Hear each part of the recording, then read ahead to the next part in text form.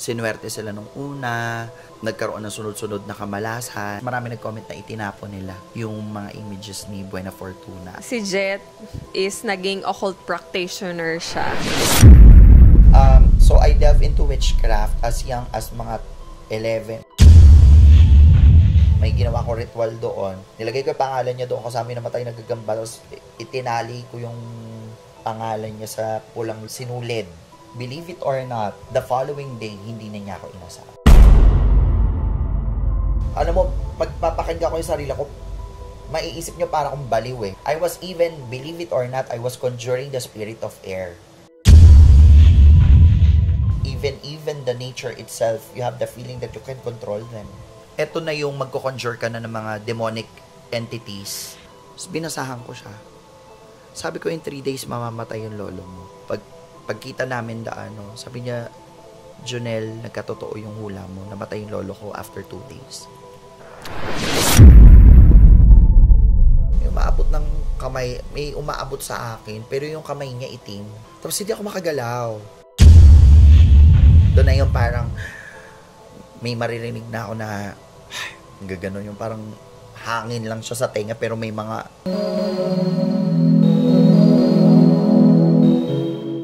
and we are live. Welcome sa panibagong podcast here at Soul Space. Yan, it's nice to see you again. Ano ba? Pag ikaw nagsasalita, ang ganda. Pag ako na nagsalita, nagiging comedy na eh. So, yan. Magkakwentuhan tayo, guys. Isasama namin kayo kasi this is one of the topic na talagang nakaka-curious at very intriguing yet very controversial at the same time. Mm-hmm. So, before anything else, ayan, we'd like to welcome you here at the podcast, The Soul Space by me, Jet. And kung wala kayong ginagawa habang nagda-drive kayo, you could just play this and listen while you are driving. And kung wala naman kahit nagluluto kayo, pasak ninyo sa inyong mga earpiece. And of course, i-follow nyo na rin kami. Ayan, para naman dumami tayo. Lalo na maganda tong topic natin na to. Kung mga 2 oras habang naglalaba kayo. Naglalaba, nagluluto, namamalansya. And I'm very interested to share this topic nga. Dahil alam ko, marami sa inyo like this. Makikita ninyo sa screen.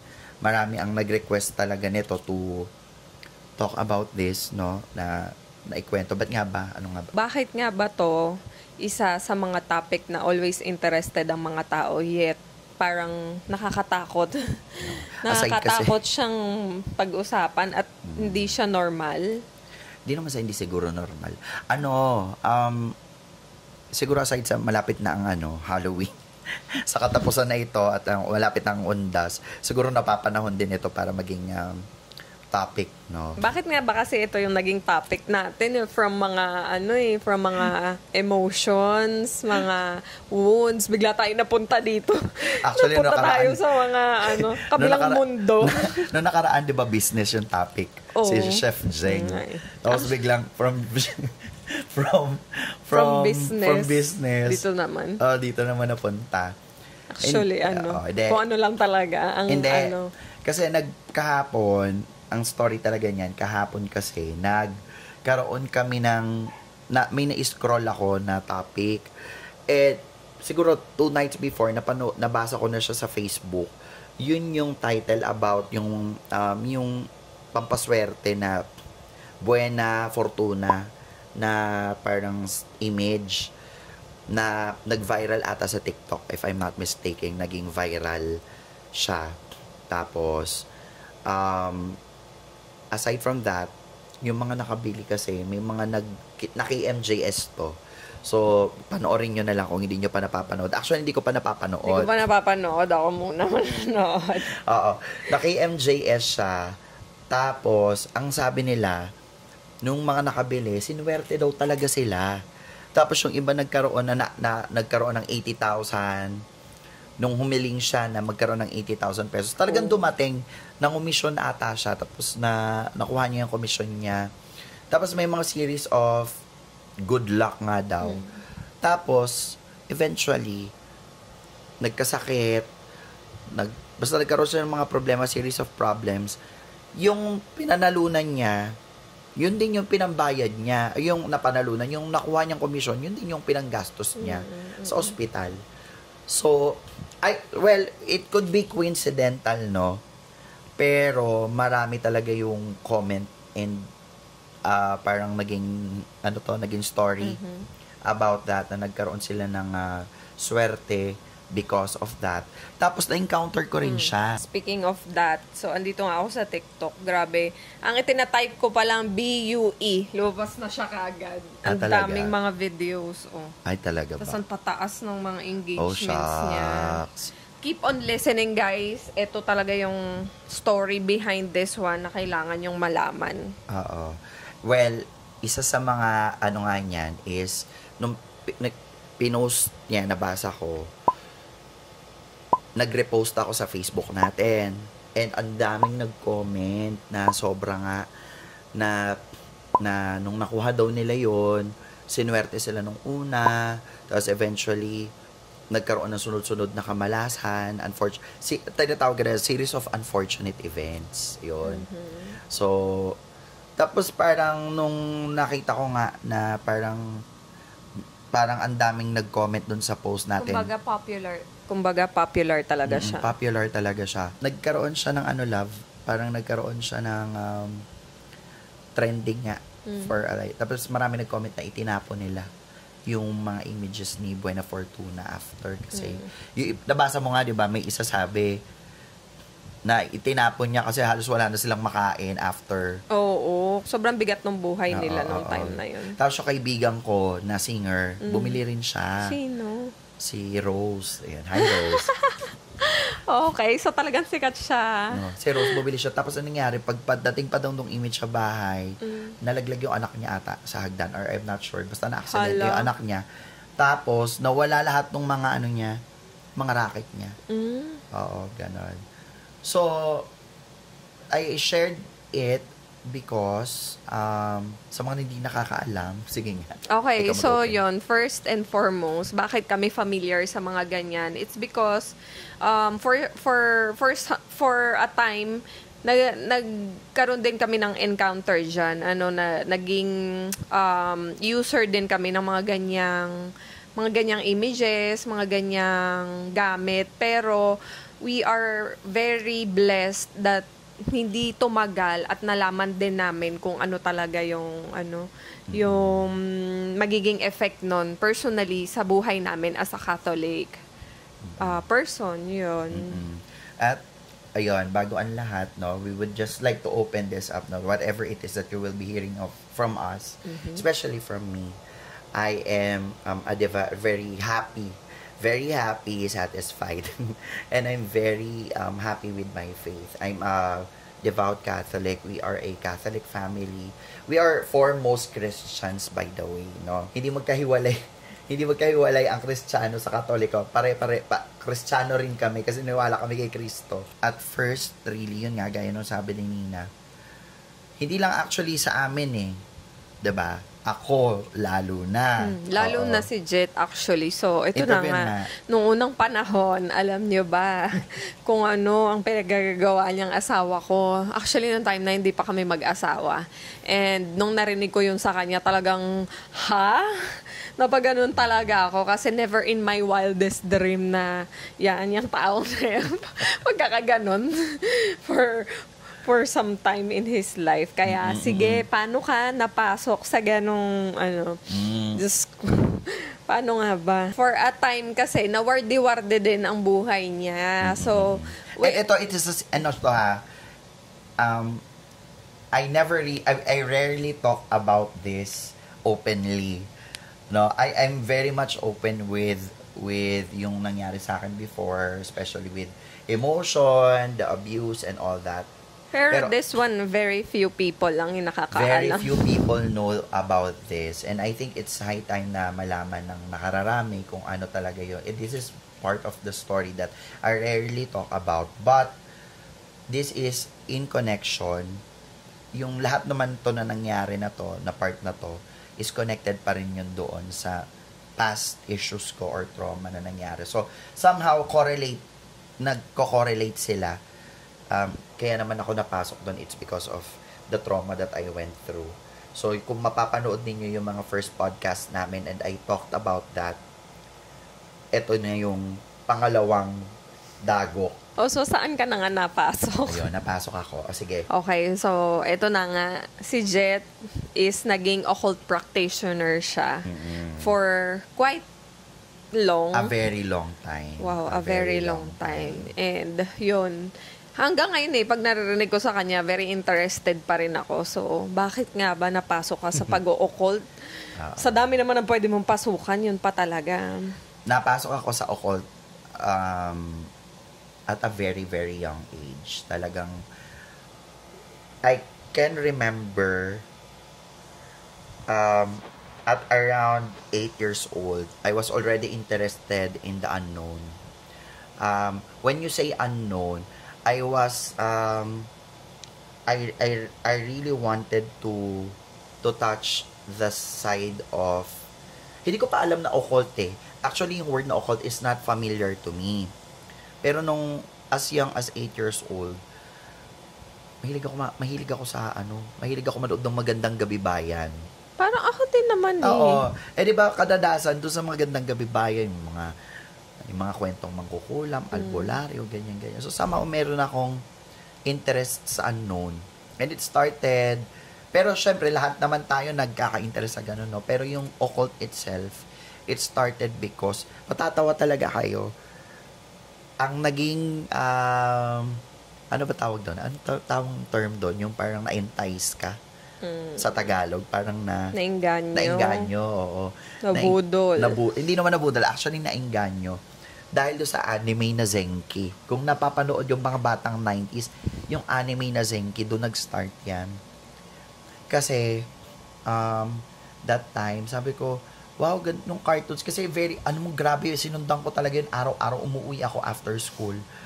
Para lang manood nun. Kung napapanood nyo yung Zenki that time, it's about Shintoism.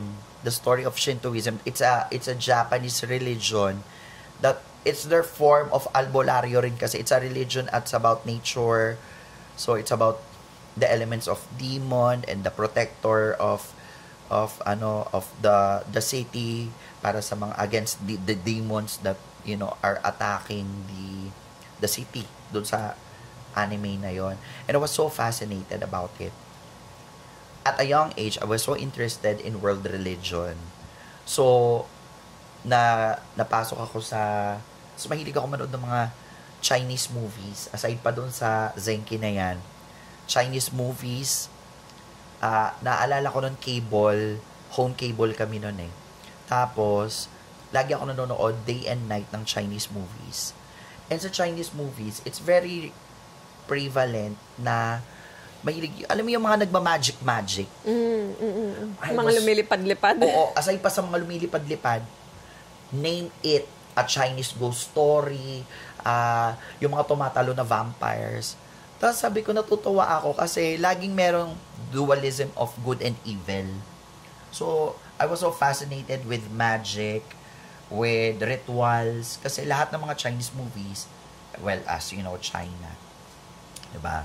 Feng Shui, oo, sa kanila pala mga Lucky Charms, ganyan, yung Bagwa, yung, basta anything that has to do with rituals, I was so fascinated in it, and I really felt that it was so real. It was so real. Mind you, ang background ng family ko is Catholic at that time. So, I was believing in this God and I was so interested in religious practices talaga ng other countries. So, Shintoism, Taoism, Javanism is also part of it. Sa school, sa world history, pag ang topic na ay religion, I was so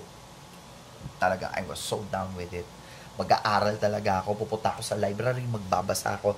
So the more I learned about this religion, the more I felt that those things were real. That you could actually, you are really drawn to it talaga. I was so drawn to it. To a point na I wasn't aware. Well, I was aware, pero I wasn't really thinking that what I'm doing is already delving into the occult itself. Um, I was also into mythology, Greek and Roman mythology, which I will be talking about later on. So, grabe, yung knowledge ko about all these things are sobrang lalim talaga. There was a time na I was doing that, I was copying.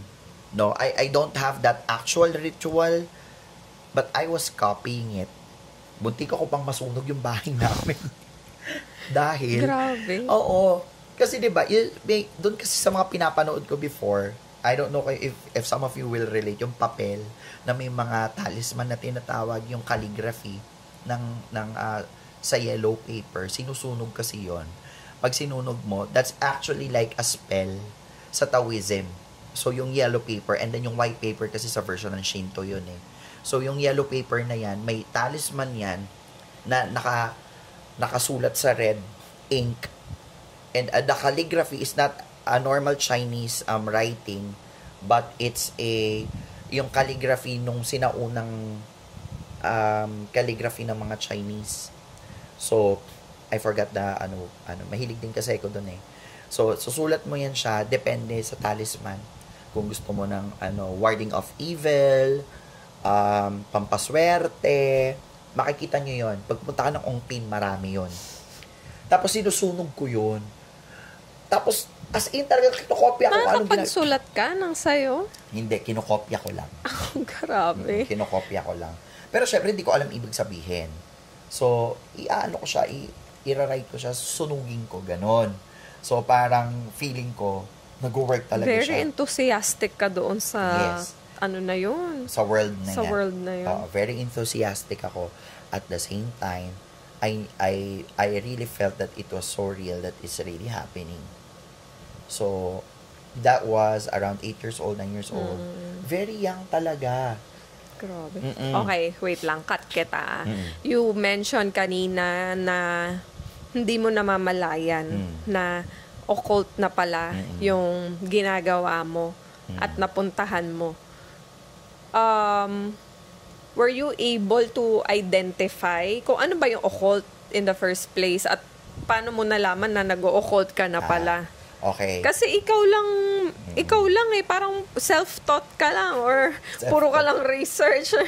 Diba? Correct. So, paano mo din nasabi sa sarili mo na... Okay, the word occult came when may transition yan eh, diba? So, from Shinto, yun nga, Taoism, Javanism, lahat na ng may ism sa dulo.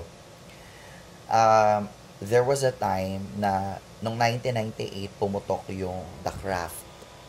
Yung The Craft. Yung movie. Yung movie na The Craft. I was so drawn to it. As in, yung The Craft na yan, nung lumabas yan, ilang beses kong pinanood yan. Grabe yung impact sa akin yan. Kasi parang that time, I recalled, kasi nga diba, doon sa previous podcast ko, I was talking about may trauma, may abuse. Hindi lang naman yung abuse dito sa bahay yung nangyari eh. I was even having that in school. Bullying. So, that movie really resonated with me because yung story ng The Craft was about the person who was bullied, who gained power. Because yun nga, sa school they were the outcasts, they were the outcast, tapos sila yung parang, kasi nga 'di ba may issue ako na I am defective. So doon sa movie na yon, yung mga kids doon, they were the defective ones in the school. So it really resonated with me. And they delved into something. They had the power. So, okay, so na-inspire ka and you saw that something na possible. That is, doon nag-spark yung from transition of the Shinto. Although, hindi ko pa naaano yung word na occult, I jump into Wicca. which is another word for witchcraft. So, Ang tindi talaga nito, sabi ko sa inyo eh. oo. Na ngayon ko lang sinabi, talagang ngayon ako naglakas loob na magsabi about it. So, I delve into witchcraft as young as mga 11. So, ano yung dire-diretso yan, ha? Dire-diretso yan. Tapos, I was slowly starting to become rebellious. Kasi yung mommy ko, lagi akong nahuhuli nga. Nung bata ako na naglalaro ng kandila. Kasi nga, pati yung mga symbol, yung mga Sanskrit sa Buddhism din, yung Om, I was writing it on the wall of my room. Talagang, I was so nakikita ni mama. Hindi ka natatakot? Hindi. So, purely curiosity lang and... Purely curiosity. I really felt powerful that time. I really felt that I had control of everything. Actually, yung occult kasi, ito, isingit ko lang, I was supposed to tell this on the latter part, no? Pero, yung occult kasi, mamaya na nga yun, sige, ikwento ko muna. So, yun nga, nag-dive ako doon sa witchcraft. As young as 10, ganyan, 11, 12, ganyan. Tapos, may internet na nun eh. May internet na nun. So, may computer na ako dito sa bahay. So, bibili ako ng mga load cards. Tapos, I would be researching about witchcraft or Wicca. And there was websites about it. Doing spells, doing the rituals, calling the four corners. What else? Pero, mind you, wala pang Shopee nung araw. So, lahat yun makeshift. So, lahat yun DIY. So, yung mga ginagamit ko nun, yung mga gamit, talagang binibigyan mo ng effort. I have my own books. Bumibili ako dati sa National Bookstore before, you can buy it.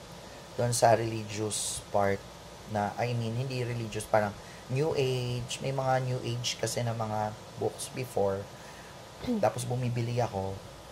And then, nagbe-makeshift ako ng mga chalice. Ano pa ba yun? Tapos yung kutsilyo. May kutsilyo rin kasi eh. I forgot what's called. Basta yun.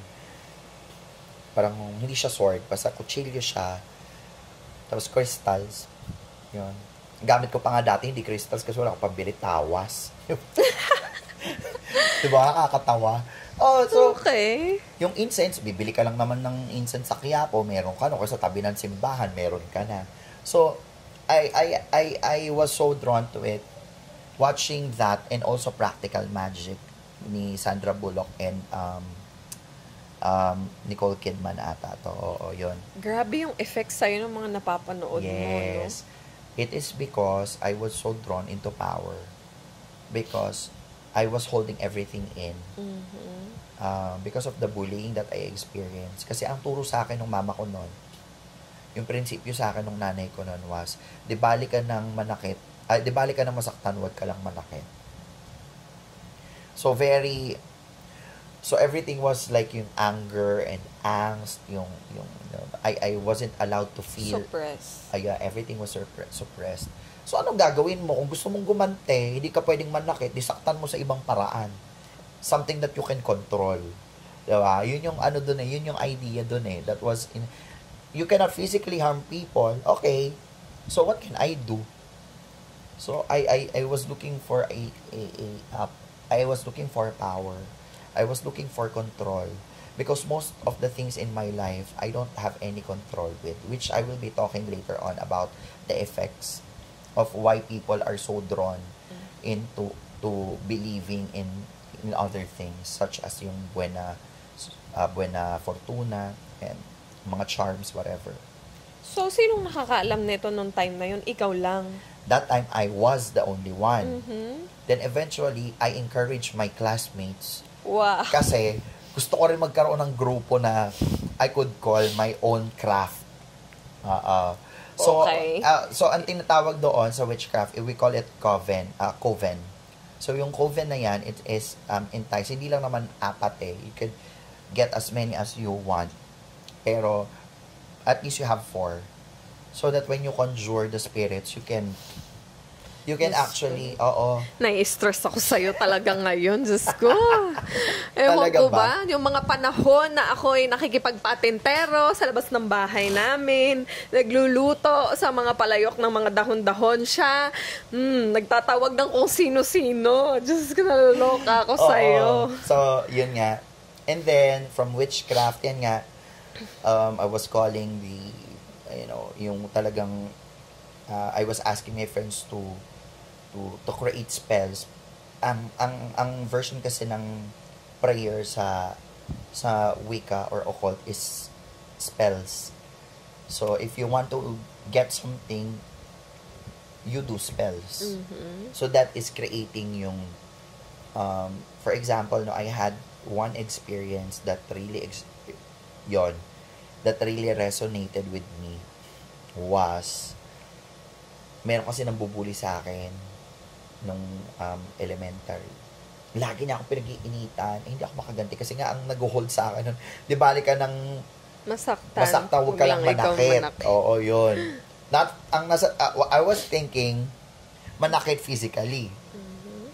So, ang ginawa ko nun, I did a spell that time that I got from the internet. Okay. Oo. And then, ang ano doon is papatay ka ng gagamba. So, yung gagamba, papatayin mo. So, hindi ko to, I do not, well, sa bagay, kahit naman hindi naman na malalaman kung ano yung dasal, no? So, papatayin mo yung gagamba, tapos, may ginawa kong ritual doon, binalot ko yung pangalan niya doon sa itim na pouch. Nilagay ko yung pangalan niya doon kasama yung namatay na gagamba, tapos itinali ko yung pangalan niya sa pulang lubid ata or sinulid. Tapos saying the prayer over and over. I mean, not the prayer, but the spell over and over again.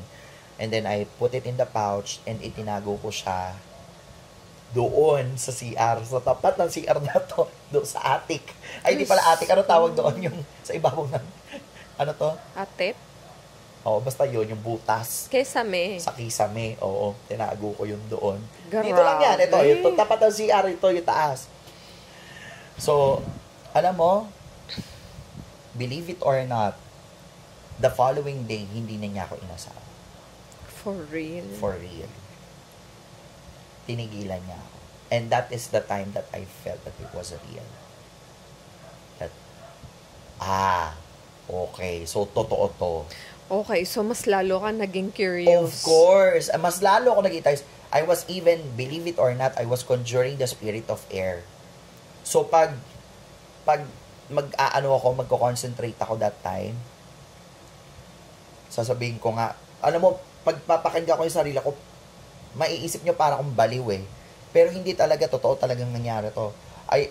Pag sinabi kong hahangin. Mararamdaman mo talaga, parang makokontrol mo yung, even the nature itself, you have the feeling that you can control them.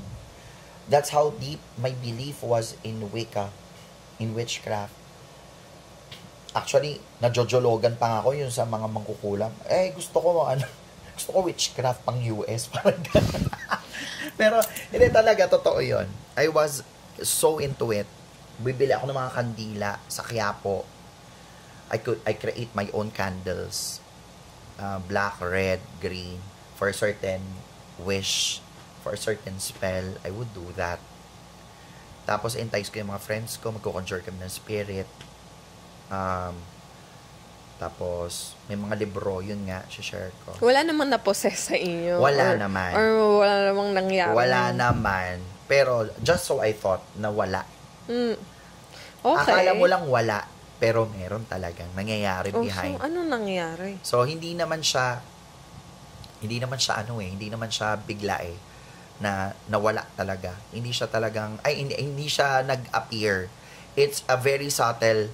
Kasi the more you go deep into occult, that's when I found the word occult. The more that you go deep, surface lang yan eh. So, Wicca, witchcraft, lumalim ng lumalim. Mm-hmm. Doon na siya yung parang kang naa-addict. Kasi nakokontrol mo na eh. 'Diba? I mean, if you have something... Kumbaga, that is something na magaling ka Oo. at nagagawa At mo. nagagawa ko. At yung bagay na wala sa'yo, na hindi mo makontrol at nakokontrol mo na ngayon, it's addicting. Nasa Catholic school ka niyan time na I yan. was in a Catholic school. Yun ang nakakatawa dun. I was attending mass. I was so Catholic that time. I never... mga schools ko that time was related to Catholic faith talaga. So, paanong hindi mo nalaman na mali na yung ginagawa mo? Alam ko, yun nga matindi, alam kong mali. Pero so, naging intentional na siya. it was intentional for me because I crave for that power. Mhm. Kasi nga, yun nga I had may hole kasi ako sa heart ko ng trauma at the same time, ang daming masasakit na nangyari that I really wanted to have once in my life that I have control with. Kasi parang nasa, well, what if I have this kind of power to change everything? Diba?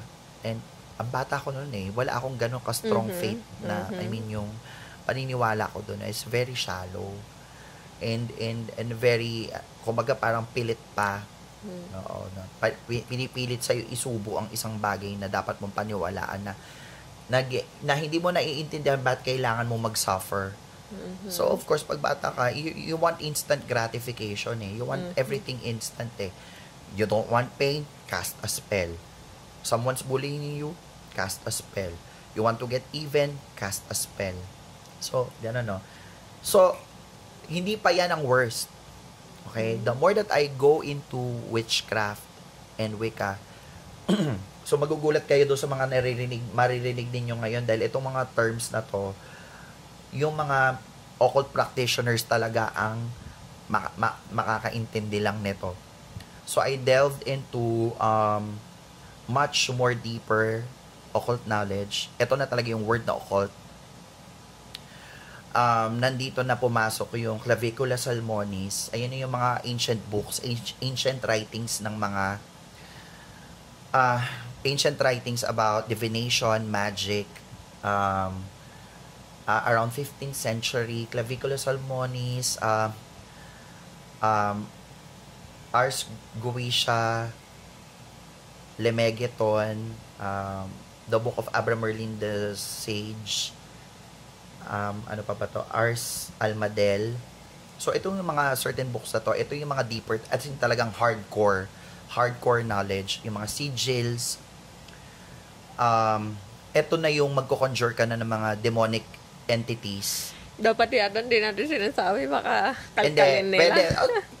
Pwede. Malalaman naman din nila, pag nalaman nila ko yung mga words na to, is that, ito talaga is very, sobrang hardcore talaga nito.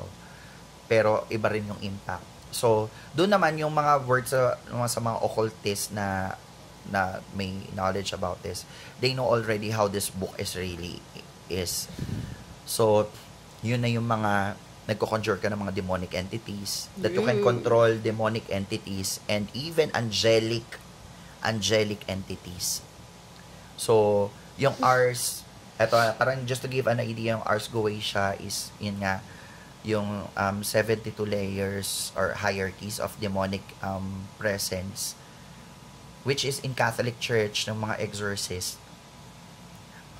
They, parang, kasi may mga hierarchy rin siya. Kung ang heavenly yung sa presence ni God, may mga hierarchy of angels, yung cherubim, seraphim, tawag niya thrones, may tinatawag na ganon. So, sa archangels, guardian angels. Kumbaga may mga level sila sa langit.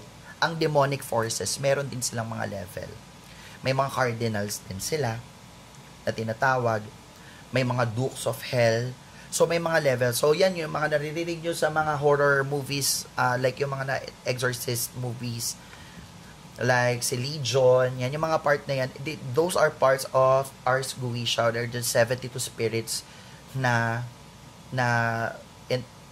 they believe that during the time of King Solomon, kaya siya yung wisest, 'di ba? Siya yung wisest. The reason why he was the wisest because he was able, according to hindi to totoo, and according to dun sa mga tradition, not tradition, but according to sa mga parang legends before, that Solomon was able to control the evil spirits, and that was his downfall because he was able to conjure the spirits according to his bidding. So yung pagiging wise niya is not coming from God. it was at first daw came from God, and then eventually when he had that knowledge, he used that knowledge to conjure Kasi he thirst for more. For more. So, nagpunta siya doon sa kabilang team. sa tabilan. And that was called the Key of Solomon or Clavicula Salmonis. Pero it was marami yan. So doon na, although kasi mahirap yung part na yan kasi may mga gamit kasi na requirement for you to do that. So of course walang gamit nga. So makeshift na naman. So hindi naman ako, syempre takot din ako sa demon that time. So syempre hindi ko ginawa yon. Pero I know the knowledge of it. I know kung ano yung nire-require when you conjure this. Pati yung mga singsing, may mga ganyan siya, whatever. I was even hanggang lumalim pa. So, from world religion, ayan, babalik tayo, world religion, witchcraft, Wicca, occult, and then pumasok na yung Kabbalah. Yung Kabbalah naman, it's a Jewish mysticism naman, that yung mga Jewish kasi parang version ng parang sa atin Katoliko ka pero naniniwala ka sa mga albularyo, ganyan. So may mga ganyan sila. Jewish mysticism na yung sa mga red strings, ganyan. So anyway, more into that. So lumalim siya, ganun siya kalala na I was so into it. There was also a time that I was parang naging goth ako. So, imagine, ang tagal nun from 8 years old. Okay. Yun nga ang itatanong ko. Ilang taon yan? 8, 9. So, more or less mga 15 years. Oh my. Kasi nung nagka-college ako, I was into goth na eh. Goth na nakita ako ko pa doon. yung So, mga ito yung picture ko. Ito yung mga pictures nila. Ito yung pictures ko. Papakita ko yung mga pictures ko noon. Yung naka-all black ako. Ay, grabe talaga. Nilalamig ako sa mga napapakinggan ko kay Jet. The darkness, I really embraced I was saying that yung darkness, yung even the music. I was into metal music before. Because That's my way to release my angst din. Maingay. I was wearing yung mga kaklase ko nung college na nanonood sa vlog ngayon. You already know how I am when I was in college. Sa buong klase ko, ako lang yung bukod tangi nakaitim. Libro ko itim. Nail polish ko itim. Eyeliner ko syempre itim. Ang wardrobe ko itim. Ganyan. I was so drawn into it. Tapos, basta, to cut the long story short, yung occult practices that I was really, there was even, ito pala, hindi ko I really missed out this one. O yun, grabe. Grabe talaga itong mga pinagagawa ni Jet eh. I remember may kinwento din siya sa akin dati na marunong siyang mag-cards. Yung manghula. Parang ganon. Gumagamit siya ng cards before and i-interpret niya yon. Sabi ko, paano? Di ba, usually, pag napapanood natin sa iba, yun eh, pag magpapahula ka, tapos lalatagan ka ng mga cards. And ako, sa imagination ko palang, ayoko na nun. Ayoko talaga. Pero siya mismo yung bumabasa at nagsasabi. So, aside from the occult mysticism, I'm also into divination. So, name it. Tarot reading, crystals. I also delve into crystals. Paano mo naman natutunan yun? Syempre, pag nag-aral ka ng Wicca, requirement, hindi naman siya requirement, but you all have you have candle magic, you have a reading of the cards. Ang hindi ko lang ginawa, natakot ako is Ouija board. Pero I have another version of that which is, nakalimutan ko yung pangalan, basta board din siya. Anyway, I have syempre bata pa ako noon, no? At lahat to, wala nagturo sa'yo. Wala. Everything was self-taught. Grabe ka talaga. Oo, kasi bumibili ako ng libro nun sa National Bookstore. Tapos meron sa... So, yung mga tarot cards, that time, kasi ngayon may Shopee na, di ba? That time, you can only buy it in bookstores sa fully booked before. So, nagbabasa ako nagre-read ako ng cards before ng tarot cards. Tarot dapat yun. Tarot cards. Pero dahil Pilipino tayo, tarot cards. Tarot cards. Tapos, as young as 6 years old, ng grade 6, not 6 years old pala, as young as grade 6, I have one story na... Grade 6 is around 11. I have this one story na meron kami pinunta ng mga kaklase ko na bahay nung kaibigan ko dito sa Santa Mesa. Old house siya. Tapos, sabi niya, mamamatay na, nasa ospital daw yung lolo niya. Tapos, yung bahay kasi nyo, ang laki, ganyan. Tapos, tuwan-tuwa ako doon sa bahay kasi luma, ganyan. Tapos, pagpasok namin, may library, ganyan. Tapos, merong astrology, may mga books about astrology. Ang nag-caught ng eye ko doon sa bahay na yun is meron siyang image ni Saint Michael, pero baliktad. Yung demonyo yun nakaapak doon kay Saint Michael. Oh. Oo, gano'n na image. Tapos sa library yun. Pero lumang bahay na siya eh. Tapos may mga astrology books, ganyan. So I was so interested doon sa lugar. Tapos, kwentuhan kami. That time kausuhan, 98 pa ata ito. Kausuhan pa Titanic, if I remember. Tapos kaya kwentuhan kami, Titanic, ganyan. Tapos, sabi niya sa akin, papa ko, lolo ko nasa ospital, ganyan. Tapos binasahan ko siya. Sabi ko, in 3 days, mamamatay yung lolo mo. Tapos, okay. Nakakatakot naman in 3 days, yun. mamamatay yung lolo mo.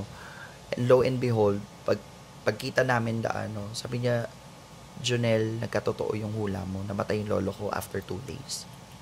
In 3 days, namatay yung lolo mo. Grabe. After noon, ano namang ginawa mo? Tumigil ka na. Hindi. Siyempre, nakapagbasa ako, nagkatotoo. Hindi ibig sabihin, legit to. Oh my. Oo. Iba talaga to. Oo. And yun nga, the thing about it is that the devil will really make you feel that you have control of everything and that everything is real. And ito to eh. Diba? And you would always think that it's a gift. So it's always favorable Always favorable for to you. For me, yes. Ano rin, ang gagawin ko pa dahil ang tarot cards ko noon, may mabibili ka noon, pero syempre hindi mo naman afford kasi bata ka eh. Magkano lang naman baon mo eh, di ba? So, ang gagawin ko, ipiprint out ko siya. May printer kami, maubos ang ink ko kasi ipiprint out ako ng mga cards, gugupitin ko, lalagay ko sa card, didikit ko, may tarot cards na ako. Ganon. Tapos yung mga nanonood ng card captor sa Kura, yan, tawan-tawa talaga ako dito kasi nung time na yung card captor sa Kura kasi 'di ba meron yung parang mga version ng mga cards kasi yan eh. Kahit yun, kaya ko magbasa ng kapalaran using card captor sa Kura cards. Sa school noon, pag mga break, recess, magpapahula sila sa akin, ganito, ganyan. Tapos, may maririnig akong, I wouldn't say na bulong siya, na audible, but it's in your mind. Someone will tell you in your mind what you need to say, what you have to say, and ano yung, Grabe, nakakatakot naman yung mga So, ganun ako ka-indulge sa pati tea, yun sa tea, yung loose tea leaves. Oo. I can do reading ng kapalaran using tea leaves. Grabe talaga yung yung dedication mo doon. So, sa dami na nangyari. Meron bang time na nasabi mo na iba na to, nakakatakot na to, parang ayoko na. Parang may dumating ba na time na iba na mismo yung nararamdaman mo? There was.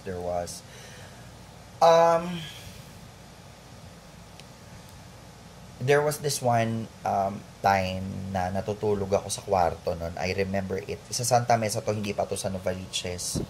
Kasi, nung lumipat kami dito, year 2000, pag ganun kasi yung first experience ko, was, nandun ako sa Santa Mesa. Natutulog ako noon. Tapos, nung college kasi, nagdo-dorm, dahil ang school ko sa CEU, nagdo-dorm ako sa, hindi dorm, yung bahay namin sa Santa Mesa, doon ako tumutuloy, syempre, di ba? Pero nag-o-occult pa rin ako eh. Tapos, I think this was around second year college na, or third, ganyan. Tutulog ako noon. Sa panaginip ko, same yung pwesto, pero para siyang bangungot eh, it's a nightmare. So, yung nakauwang yung pinto, tapos ang dilim-dilim, nakauwang yung pinto. May umaabot ng kamay, may umaabot sa akin, pero yung kamay niya itim. Tapos, balahibo siya. Tapos hindi ako makagalaw. Tapos, tawag ako ng ganyan. Tapos, hindi ako makasigaw ganyan. Alam kong nightmare siya, pero hindi ako makaalis doon sa nightmare na yon, sa bangungot. Sleep paralysis daw ang tawag. Sleep paralysis. Pero grabe, takot ako kasi kita ko yung kamay eh. Hindi ko nakita yung mata. Basta kamay lang siya na itim na umaabot sa akin. Yun yung first instance na parang iba na to. Parang ganyan. Kasi takot ako noon. Tapos, pero syempre dahil goth nga ako noon. Pinanindigan ko pa rin, di ba? Tabang-tapangan ka. So, bili lang ako ng mga crystals, insenso, ganyan, pangontra. Okay, so kinontra mo. Kinontra ko. Gamit din yung, kasi hindi gamit din yun. Oh, well, that's how I thought I could control everything, di ba? So, abot yung kamay ko, ganyan.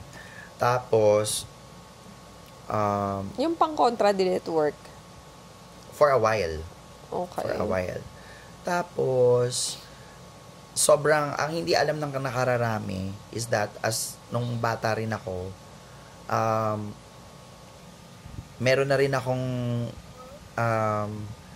in my memory sa core memory ko, meron na rin akong first-hand experience of out of the body experience. Hindi, I would say, may tawag doon eh. Astral? Astral projection. Bakit di mo yan sinasabi sa akin? Nung bata ako, nakahiga akong ganyan. Pag dilat ko, harap ko kay Samina. Hala? Totoo? Ganyan, nakaganyan ako. Bata ako nun. Tapos wala ka naman third eye. I believe, sinabi sa akin yan, I believe so, meron na. Kasi, nakakapag astral project ako ng, pero hindi ako umaalis ha. As in, pag dilat ko, nandyan yung kay Sami, kitang-kita ko. Ayan baka nananaginip ka lang, hindi? Hindi. Tapos, nung bata ko, takot ako sa mga putol na kamay. Okay. Meron akong fear. I really remember it na yung kamay na, yung mga gilid ng kama, may gumagano na kamay, gumagalaw. Basta ganun, may mga ganun akong mga, basta may mga ganyan akong mga nakikita, ganun. Nung bata ako, ganun. Tapos, nawala siya. Tapos, yun na nga, nag-occult na. Tapos, bumalik yun nung yung nakakamay ulit. Yung itim na kamay naman na. Tapos doon ako nakakaramdam. May mga naririnig na ako mga bulong-bulong. Yun na siya. Doon na siya yung medyo naging nakakatakot Hindi na siya entertaining for me. Doon na yung parang may maririnig na ako na gaganon yung parang hangin lang siya sa tenga pero may mga ganon bulong na. Si Jet talaga. Nakakainis eh. Gawin, totoo yun. Kinabutan ako sa'yo. Tapos, kaya nga sabi ko sa'yo, magugulatin ako. Di ba mahilig ako manood daw ng horror? Magugulatin ako, pero hindi ako takot sa, yung mga madidilim na lugar or mga haunted, ganyan. Hindi. In a sense, parang, there's a sense of familiarity with it eh. Ganon. So anyway, yung pangalawang instance was actually hindi na siya, yun yung pinaka-worst siguro yung kamay. Yun yung pinaka-worst sa akin, yung inaabot. How were you able to get up? Ewan ko, hindi ko na rin maalala. Basta alam ko nun, nagising ako eh. Kasi kung hindi mo ko kausap ngayon. Basta nagising ako. After nun, hindi mo ba naisip na tama na, iba na to, ayoko na? Ang naging turn around ko was that sunod-sunod na yung kamalasan sa buhay ko. Yun na. Okay, so Yun hindi na na siya yun. favorable. Hindi na siya naging favorable sa akin. Hindi ko na sa'yo. siya makontrol. Oo. I was so deep into it, I wasn't able to control na. So, there was a time in my life na bago ko gumraduate, ang gulo-gulo namin dito sa bahay. Lagi nag-aaway yung mami ko, ate ko. Yung ate ko nag-work pa sa ibang bansa. So, nag-aaway sila. Ang gulo-gulo ng buhay namin noon. Lagi sila nagkakasakitan, sama ng loob. Nag-aaway na kami ng ate ko. Tapos, after graduation, medyo nag-aano na ako noon eh. Medyo naglaylo na ako nung fourth year college. Medyo toned down na ako sa... Voluntary ba siya? Hindi, parang Or na-distract ka lang? na-distract lang ako kasi may love life ako noon eh. Okay. Basta yung love life ko noon time na yun eh. So, So, hindi talaga siya nawala sa'yo? hindi talaga siya nawala. Na-distract ka Na-distract lang ako. So, nagkaroon ako ng... Yung girlfriend ko noon from La Consolacion. Tapos, syempre, in love ka, ganyan. Pero goth pa rin ako noon. So, I was still into the dark things. Morbid, grotesque, ganyan. Tapos, after graduation, nagkahiwalay kami nung ex ko. Hindi pala yun. Nag-apply ako bilang flight attendant sa PAL. Tapos, pasado ako. Akala ko makakapasok na ako. Pasado ako sa interview. I was already in training for becoming a flight attendant. Tapos, biglang ligwak. Tapos, dahil sa medical, hindi ako nakapasa. Tapos, nalaman ko na meron akong hereditary disease. Tapos, sunod-sunod yung kamalasan ko nun. Nagkasakit yung mama ko. Biglang bumagsak yung katawan niya. Diabetic. Tapos, nag-away sila nung ate ko. As in, sobrang rumble sila. Umalis yung mama ko dito sa bahay. Bumalik kami ng Santa Mesa. We stayed there for a year. Yung girlfriend ko, nag-break kami. Hindi kami nagkaroon ng... may nagkaroon kami. Basta yon, hiwalay kami. Tapos, wala akong trabaho nun. Nagka-work ako for a time. Tapos, nag-awol ako. Kasi hindi ko kinaya emotionally na yung nangyayari. Tapos, na-scam pa ako. Dahil sa kagustuhan kong mag-work sa ano to? Sa airlines. Sa airline. Yung isang friend ko, inentice ako na mag-apply to another airline na bagong tayo. Tapos ilang buwan ako nagtatrabaho doon, walang sweldo. Yung pala scam. Tapos, doon na parang nag-domino effect na siya. Domino effect na. Tapos, gaano pa rin ako once in a while, occult, ganyan. So, I was trying to control the things that I want to control. Ba't nangyayari to, ganyan. During that time, bukod dun sa pag-occult na usually mong tinatakbuhan, because that is something na kaya mong gawin, di ba? Didn't you even think to return to faith? to turn to God instead? This time, try natin si God. Meron na akong may natatouch na ako doon. Pero I was a rebellious person. I believe in God, but I would say that at that time, I really hate God. Kasi, fucked up yung buhay ko eh, 'di ba? Parang ang dami nangyari na ganyan. So parang for a time na parang I wasn't really believing in him. So then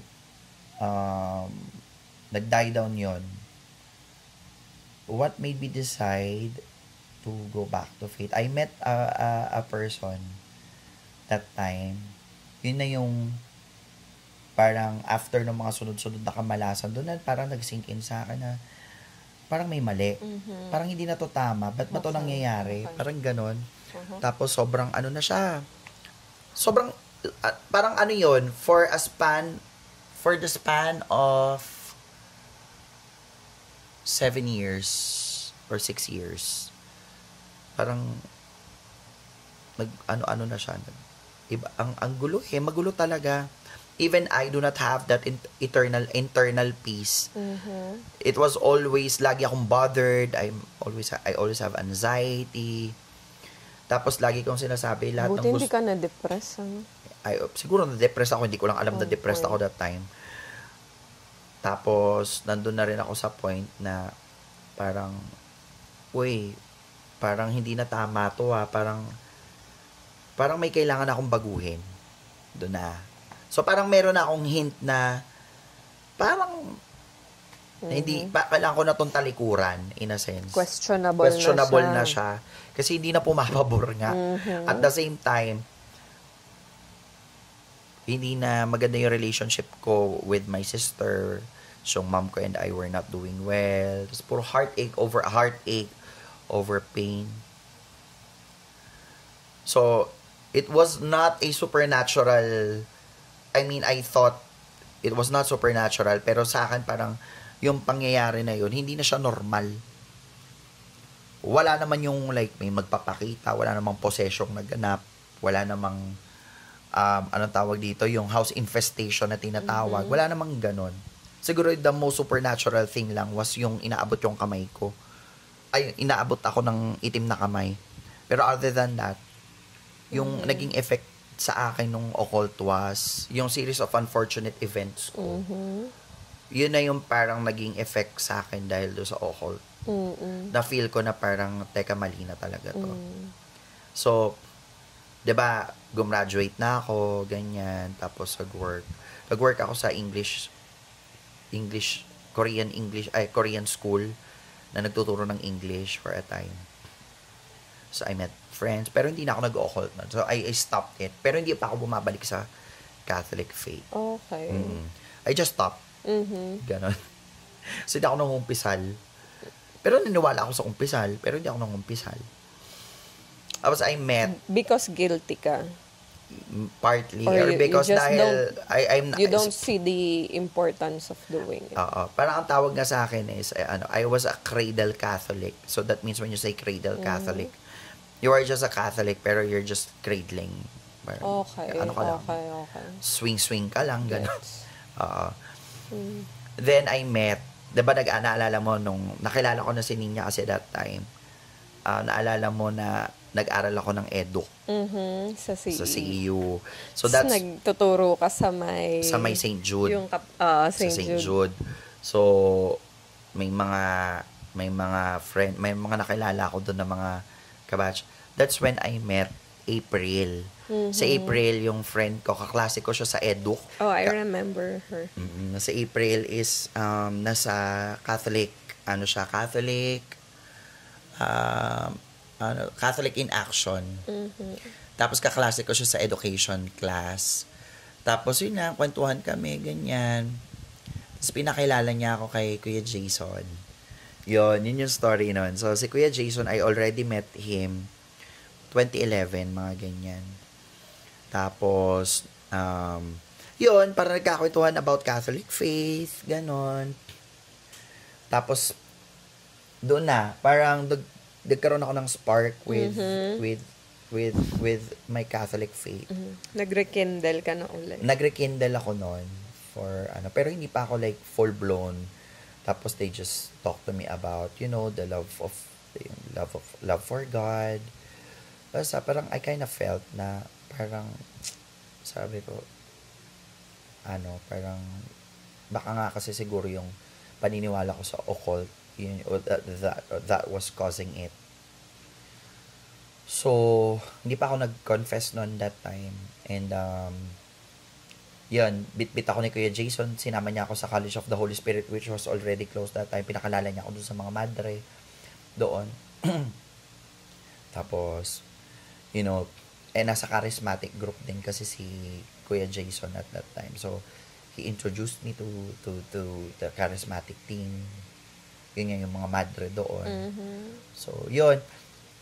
To cut the long story short, so doon na nag-start yung parang, yung parang interest ko to stop the occult and believing to God again.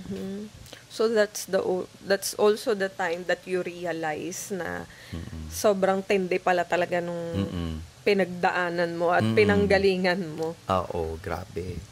Tapos, hindi pa ako talaga full-blown na talagang going back to it kasi nga may reservations pa rin ako sa Catholic faith ko eh. Tapos, I was even, considering going to other denomination, to Protestantism, kasi may mga friends din ako from other na enticing me to join, ganyan. Tapos parang, anyway, hanggang sa yun naging magkakilala kami ni Ninya, hanggang sa nakilala namin yung isa't isa. So, nagsisimba kami, pag trip lang yun na yun, yung parang... Nagsisimba kami, nung naging mag-boyfriend-girlfriend kami, nagsisimba kami tuwing Sunday because dapat magsimba pag Sunday. And aside from being together, na-enjoy namin yung company ng isa't isa. But hindi kami nagsisimba that time because we really have that deep connection with God. But I think yun din yung isang naging way kung bakit kami kumbaga yun nga, bakit kami nag-rekindle ulit. Kasi we can always choose the other way, di ba? Pagdating sa Catholic faith, and eto nga, si Jet, nung kinuwento niya sa akin, yung tinanong ko, hala, parang napakalaking kasalanan pala niyan. Kaya tinanong ko siya kung, parang kinukumpisal ba yan? Kasi wala din talaga akong alam. Alam ko lang mga bawal, wala din akong alam doon sa pangungumpisal. So, tinanong ko siya, kinukumpisal ba yan? Kasalanan yan, di ba? Ganyan. Did you renounce it? Oo naman, syempre, no? I renounced it. So, the beautiful thing about our faith, I'm so proud of my Catholic faith because I was given the chance to really, to turn my back against these things like the occult and tapos actually yung pagre-renounce ko in my heart that time, I renounced it in my heart, pero hindi talaga fully, no? So hindi full yung aking renouncement noon. Dumating lang yung pag-renounce ko ng occult ang alam ko kasi na ikumpisal ko na yan at some point eh. You confess it because you have to, or you confess it because you want? I felt that it is really wrong. I really wanted it. to straighten out my relationship with God.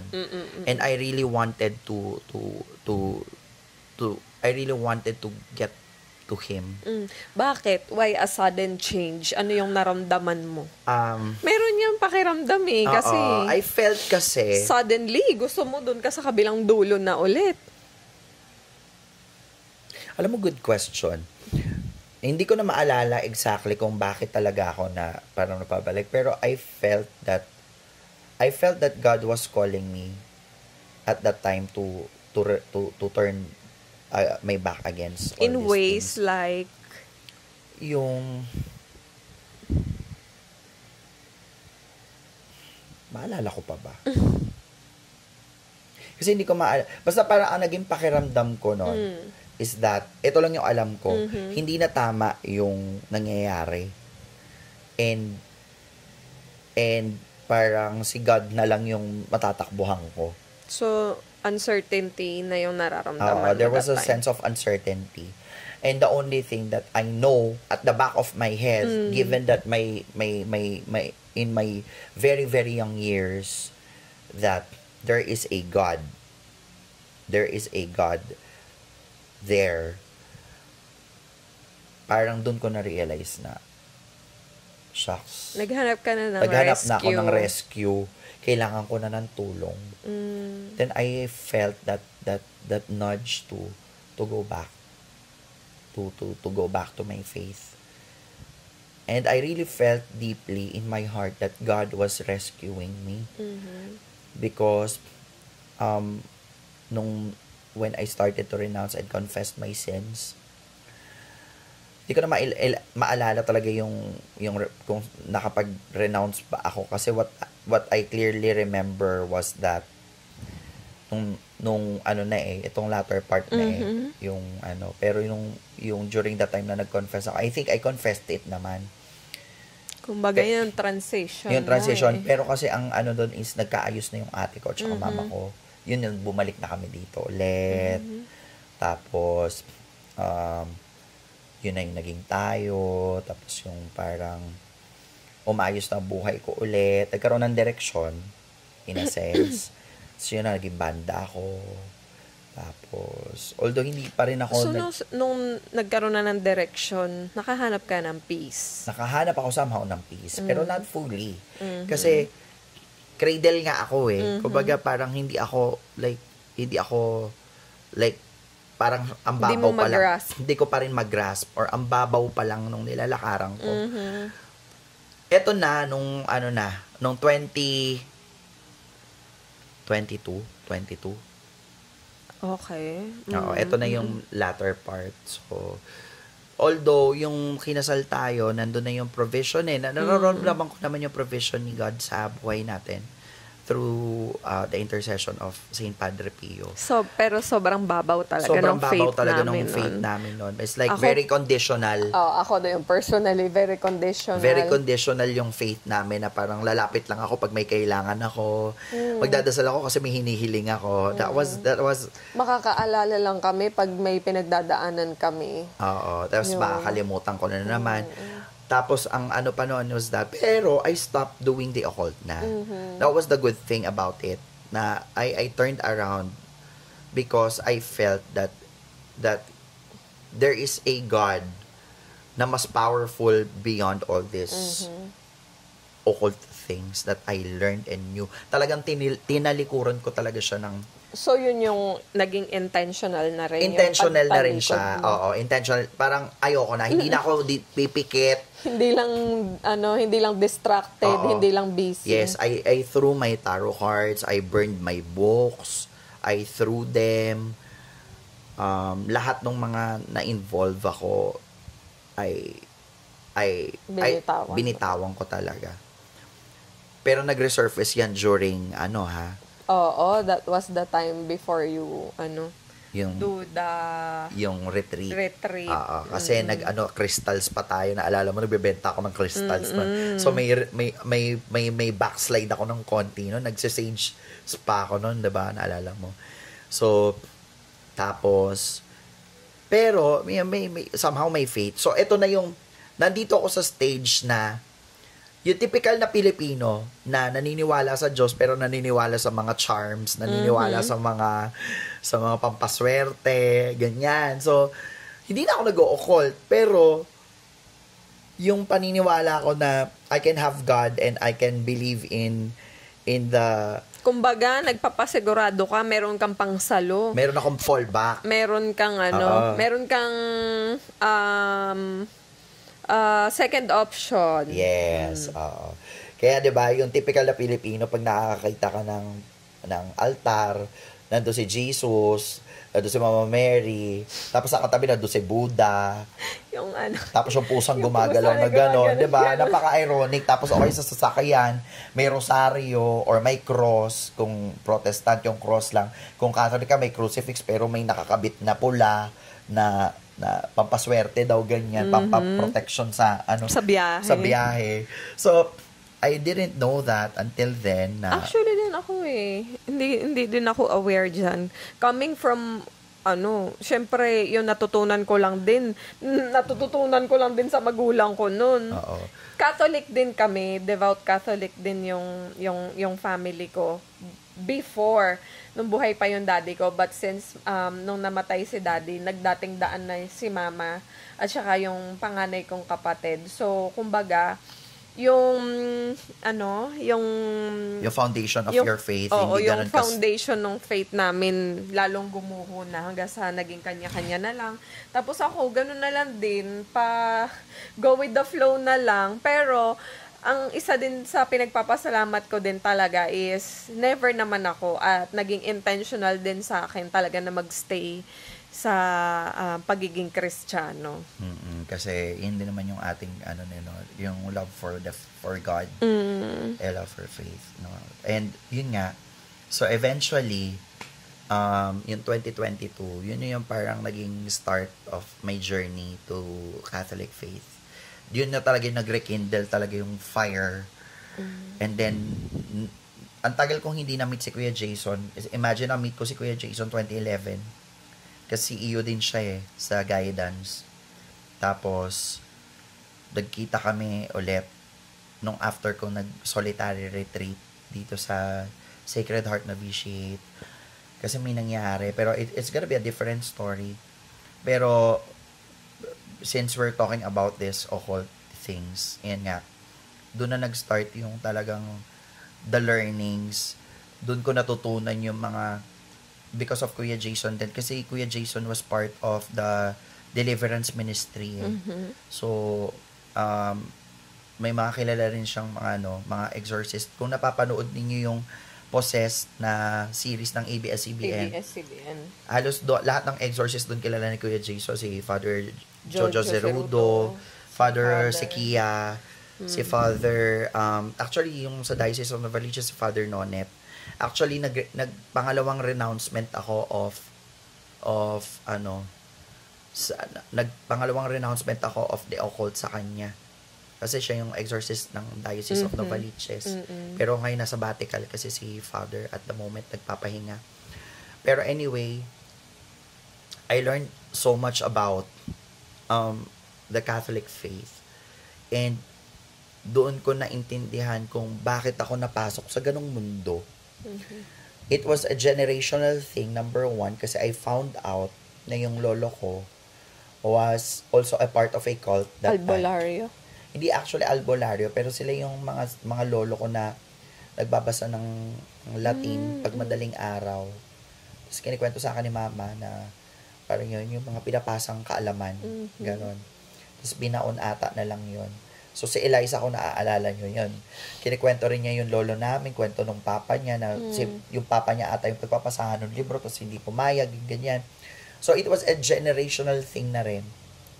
So tapos na-involved na, anyway, hindi ko nagkikwento yun, no, yung isang part. Yun. And then, I found out nga na yung mga practices that we were doing is not really, hindi dapat talaga siya tayo nagkikling doon. And I understood the role of God in our lives and why we shouldn't believe in all these occult practices and charms and crystals and even yung mga pampaswerte like yung Buena Fortuna nga.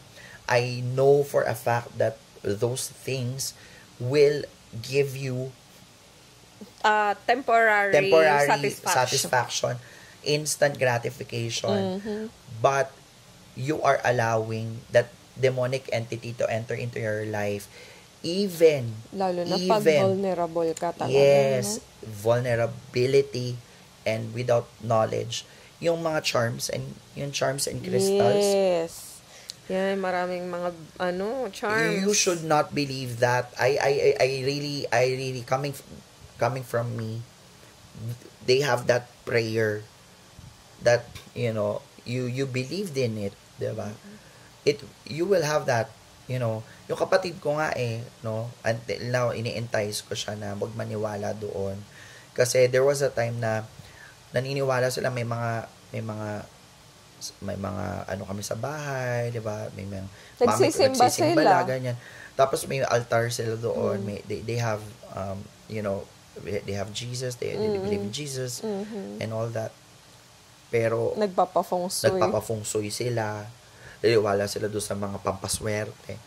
It's the duality. It's in our culture. Pero yun nga sinasabi na wala namang mawawala sa akin Pero in all honesty, ang daming nawawala sa iyo. Number one is your relationship with God.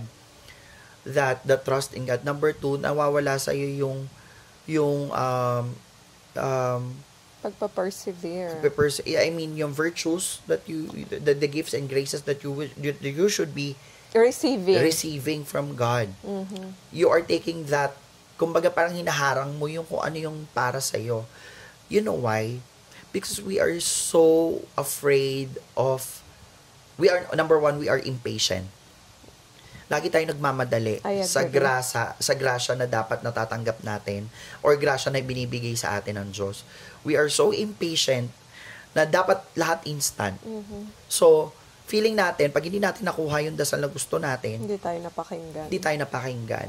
Pero ang hindi natin naiintindihan, meron kasing ibinibigay sa atin ng Diyos na para sa atin sa tamang panahon, sa tamang oras. Hindi man yun yung eksaktong bagay na hinihilig mo, pero hihigitan niya yun sa panahong handa ka na. That's when I learned in my faith, in my Catholic faith, that there is really a gift in suffering. Yung suffering na pinagdadaanan natin, there's also graces in it that we're taking for granted. That the difficulty is actually, the difficulty that you are having right now is actually an avenue for grace. It's an avenue for holiness. It's an avenue to get closer to God and to really know Him. Kasi nung nakilala mo naman si God, hindi naman siya nag-promise na pag lumapit ka sa akin, bibigyan kita ng swerte. Lumapit ka sa akin, pagagaanin ko ang buhay mo. Yes, in some part, that's true, na pagagaanin niya, pero hindi sa earthly matters itong sinasabi niya. Yung pinangako niya sa atin, wala dito sa lupang ito. Although, it's always in the kingdom of God. Yes, it's always there. Number 2 is control. So, kaya tayo na-fall sa ganyang mga bagay because we see our life that we should be in control. Na tayo, trabaho ko to, pinaghirapan ko to Ginawa ko to, dapat meron ako, may ginawa ako, dapat may kapalit. Pero trabaho ko, akin to. I agree. Oo. So, yung thinking na that yung ownership of what we have in this life is atin talaga, it's in our own effort, doon tayo nagkakamali. Kasi, we have to realize, and this is when I realized that in a few days, few weeks, na nung nasa deep prayer ako na wala naman tayo empty. Kung tutuusin, wala naman atin Lahat ng meron tayo galing sa Kanya. So, bakit natin pinipilit i-control yung bagay na hindi sa atin? Diba? So, yun yung number 2.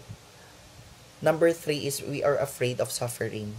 We are afraid of pain. Because we are very conditional. We are very conditional people. And if we only learn how to see ourselves as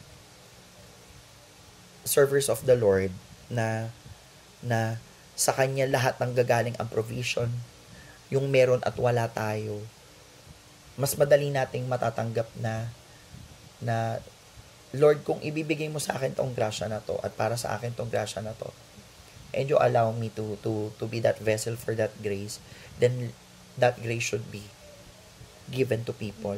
Kumbaga, hindi siya dapat inaangkin natin na akin to, trabaho ko to, pinaghirapan ko to. Yes, kahit yung pagod mo, kahit yung pagod na pagod yung katawan mo, offer it to the Lord. Yes, hindi ka nagtatrabaho para sa sarili mo. You are working for His goodness and yung love mo sa Kanya. And that's how it struck me nung habang tumatagal ako dito sa journey ko sa faith. And I really, really love my Catholic faith. And I really, I say it out loud because it's deeper than I initially thought. Na it's very rich. It's very, kung nalalaman lang ng nakararami kung gaano ka-rich and very vibrant ang faith natin, and how God gave this church to us, and how God gave us this out of His love, no, para sa atin. Kristiyano tayong lahat, and grabe lang na hindi ko lang ma-put into words because the peace that I have in my life right now, hirap man kaming mag-asawa, may mga problema man kaming pinagdadaanan, parang dumadaan kami dito with love and peace, with stillness in the heart, and that is a gift. No, ang peace naman kasi nga hindi naman yan nagagaling sa yung absence of absence of conflict. No, what we initially thought is that ang peace dapat walang problema, walang ganyan. Peace is actually you have that inner peace even if there is conflict, that you can move freely with joy in the heart, with that internal calmness, silence, even if everything is messy falling apart, but you have that, you are grounded inside, and that is what we really need to aim for. Kaya I hope that in this podcast a lot of people will learn about why we shouldn't believe in these things, yung mga pampaswerte, because it really hurts the God that we know, na naniniwala tayo sa Diyos pero parang naninigurado tayo, o sige, maniniwala ako sa feng shui, o maniniwala ako sa bracelet. Para pag hindi ka present, sa hinihingi ko, merong isa na sasalo. So parang, okay, maniniwala ako sa iyo, Lord, pero tatakbo ko dito kay feng shui, or maniniwala ako dito kay which is, it should not be the case. We should put our trust in God. It's easy to say, pero it's hard to put faith in something that you cannot hold and understand and you don't have evidence in. And that is faith. And yun yung pinanghahawakan ko ngayon, na the more that we struggle, the more that we are in pain, the more that we struggle to get close to Him, even if it feels like so dry, so empty, so hard, so challenging, so painful. Yes, and painful, but you keep coming back to the Lord because you feel like you know that He's there. He's not gonna forsake you. And that is the providence of the Lord, na hindi dapat tayo naniniwala dito sa mga bagay dito, because the devil is deceiving.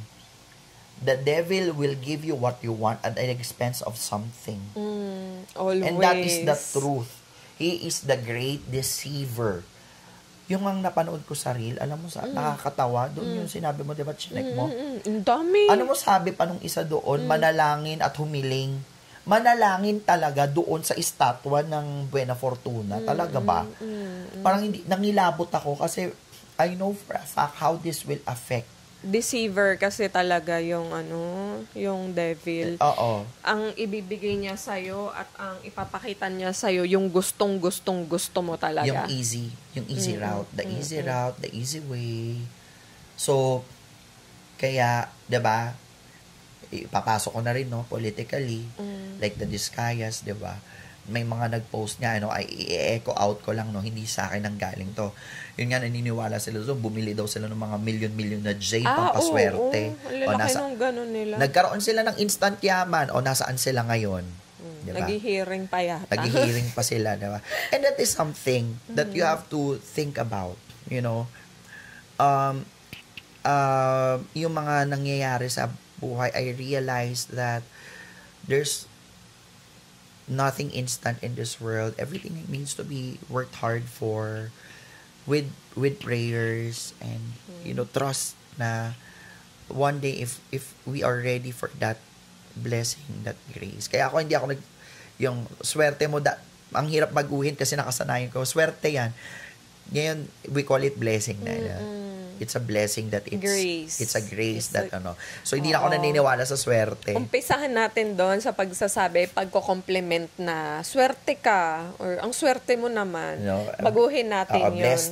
Blessed ka. Or you are given the grace. The grace to you are consoled, mga term sa Catholic faith. So, again, I think that's it. paano ba? May question ka pa ba? Ako, wala na akong question kasi ang saya nga nung usapan namin eh. Ako, ang maiiwan ko na lang, dun sa mga lahat ng narinig ko kay Jet, na-realize ko lang din na if we have that time to learn about the other things, why don't we dedicate it to learn about God and our faith? Our faith. 'Di ba? Oo, totoo nga na. If we can learn so much like ikaw, 'di ba? If you can learn that much alone, self-taught ka, 'di ba? Why not turn it to Actually, 'di ba? Turn it to learning and discovering about religion and about your faith. Yun. especially right now, I'm so happy. I'm really, I learned so much about my Catholic faith. When I learned about the early church fathers, I learned about the vibrancy of our faith. Na akala ko ito lang, hindi pala, ang dami, and how yung fullness of our faith is Tsaka hindi siya selective, very diverse siya. very diverse. And correct. very relatable din in a sense. Hindi mo masasabi na imposible naman yan. Kasi si God, di ba, sasabihin, si Jesus yun eh. Kami tao lang kami. Correct, Pero marami pang ibang mga tao dyan na talagang masasabi mo na kung sila pinagdaanan nila yon pare-parehas lang din naman tayong tao. Kung pagdadaanan at pagdadaanan mo din yun. So again, yung mga red flags no na mai-encounter ninyo, don't believe in anything na yung term na walang mawawala. Yan yun. Wala namang mawawala sa iyo. Doon pa lang Pamahiin. Stop it. Do not believe in superstition, pag-albularyo, pagtatawas, name it. Pagpapahula. You're jeopardizing your faith. You're already jeopardizing your belief in God. And again, God is a jealous God nga, no? According sa Bible, yung commandment, diba? And truly, you cannot serve two masters. You cannot serve this God and then another God. What's gonna be it for you? You know, napakagahaman naman natin kung dalawang Diyos ang pagsisipin just because we wanted to get something, di ba? Because we wanted to control something. Again. Walang sa atin. At ang kaginhawahan daw at peace, kaginhawahan at kayamanan na dapat nating inaasahan ay hindi yung makamunduhang kaginhawahan. It's one thing to know the faith and living the faith. Knowing the faith is easy because you can just, learn about it. But living the faith is different. And it's really hard because even for me, being a Catholic, kaya kasi sabi ko, hindi porket nagsisimba kami or gumagawa kami ng mga ginagawa sa simbahan, napakabuti na namin o talagang At hindi na kami makasalanan. We are in the process. We are still journeying. And we are the more nga na mas lumalapit kami sa Diyos kasi humihingi kami ng tulong na i-purify kami our intention and our hearts to know Him more, to persevere. And it's really hard kasi we are broken. I believe that we are broken people. So ayun, so to sum it all up, the occult journey that I experienced, take it from me, it will not do you any good. Even yung mga evil eye na yan, throw it away. Renounce it. If you are a Catholic, ask people. You can message me. You can ask me. I have friends in the deliverance ministry that could help.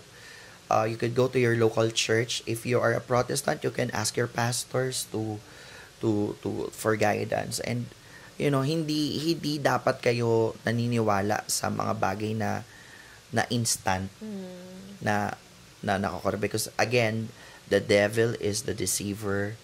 He will make you think that you could have everything easy, but no, laging may kapalit yan. Yun lang. And I hope you guys enjoyed this podcast. It's quite long, But I hope you learned something from it. Guys, mag-comment kayo sa baba Mm-mm. ng mga thoughts nyo. And Oo. kung meron din kayong mga experiences, we'd love to read those comments and hear about your stories. Kasi for sure, gusto din namin malaman kung paano nyo rin napagtagumpayan yung pinagdaanan nyo na yon. Mm-mm. And also, this is my story and our story. So of course, we have our own opinion on different opinions on everything, in the belief itself. May mga manonood siguro sa atin from other denomination, but in spite of all that, ang importante lang naman dito, and the point of matter is that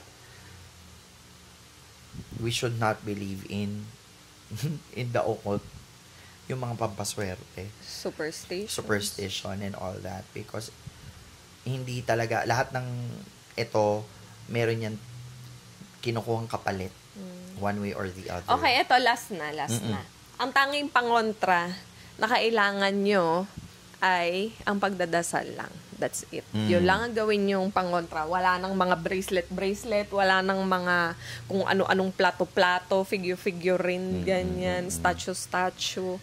Pagdadasal lang ang gawin yung pangontra. Yes. At dahil dyan, kami ay aalis na. Sakto. Nag-bell na ang alarm.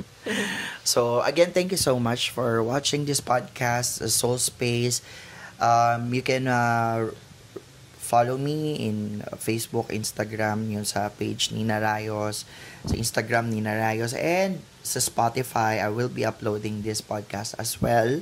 So you can listen while you are driving or if you are going out. Maglalaba, magluluto, malansya, makinig. Oo. Thank you so much. Thank Alam mo, you we so were much, supposed to guys. do this on cafe, kaya lang wala na kaming time. So we decided to do it here in our couch.